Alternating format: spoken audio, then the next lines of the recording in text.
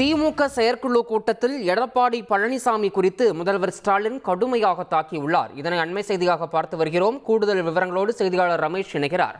ரமேஷ், உங்களுடைய தகவல்.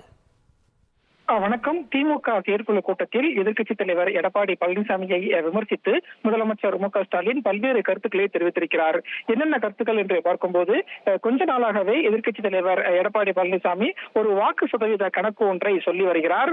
ஆனால் முன்னாள் முதலமைச்சர் ஜெயலலிதா சொத்து குவிப்பு வழக்குல திருவாளர் குமாரசாமி போட்ட கணக்கையே மிஞ்சுகிற அளவுக்கு எடப்பாடி பழனிசாமி ஒரு புது கணக்கு ஒன்றை சொல்லி வருகிறார் என்று முதலமைச்சர் தெரிவித்திருக்கிறார். மேலும் காத்துல கணக்கு போட்டு கற்பனையில கோட்டை கட்டும் ஒருவராக எடப்பாடி பழனிசாமி இருக்கிறார் என்றும் எதிர்க்கட்சித் தலைவரை முதலமைச்சர் விமர்சித்திருக்கிறார்.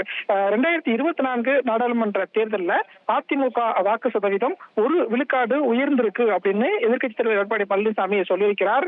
இது இல்லாததை இருப்பது போல ஊதி பெருக்கி காட்டுவது பழனிசாமிக்கு கைவந்த கலை, அப்படிதான் அவருடைய பேச்சு இருக்கிறது என்று முதலமைச்சர் விமர்சித்திருக்கிறார்.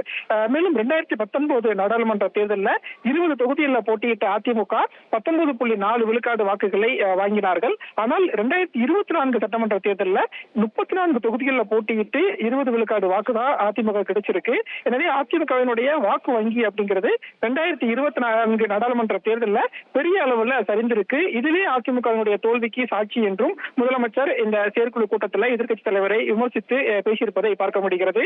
மக்களால் நிராகரிக்கப்பட்டு ஓரங்கட்டப்பட்ட பழனிசாமி அதிமுக தொண்டர்களுக்கு சாதாரண கூட்டல் வகுத்தல் கணக்கே தெரியாதுன்னு நம்பி பொய்யான கணக்குகளை எல்லாம் சொல்லி வருவதாக முதலமைச்சர் விமர்சித்திருக்கிறார். மேலும் கோழைச்சாமியான பழனிசாமி டங்ஸ்டன் சுரங்க அனுமதிக்கு எதிராக பாஜகவை கண்டித்து ஏதேனும் பேசினாரா என்றும் கேள்வி எழுப்பக்கூடிய முதலமைச்சர், அம்பேத்கரை கொச்சைப்படுத்தின உள்துறை அமைச்சர் அமித்ஷாவுக்கு எதிராக எதிர்க்கட்சித் தலைவர் ஏதேனும் கருத்தை தெரிவித்தாரா என்றும் கேள்வி எழுப்பியிருக்கிறார்.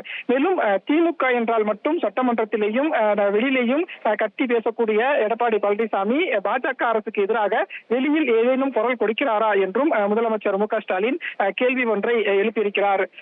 மேலும் இந்த வரலாற்று காலத்துல சோழர்கள் ஆட்சியை எப்படி பொற்காலம் என்று சொல்கிறார்களோ அந்த அளவுக்கு தமிழகத்தில் இப்போது மக்களாட்சி மலர்ந்த பிறகு திமுகவுடைய ஆட்சி காலம்தான் தமிழ்நாடோட பொற்காலம் அப்படின்னு மக்கள் சொல்வதாகவும் முதலமைச்சர் இந்த செயற்குழு கூட்டத்தில் பேசியிருக்கிறார். இப்படியாக செயற்குழு கூட்டத்தில் எதிர்க்கட்சித் தலைவர் எடப்பாடி பழனிசாமியை கடுமையாக விமர்சித்து பல்வேறு கருத்துக்களை முதலமைச்சர் திரு மு.க.ஸ்டாலின் பேசியிருக்கிறார்.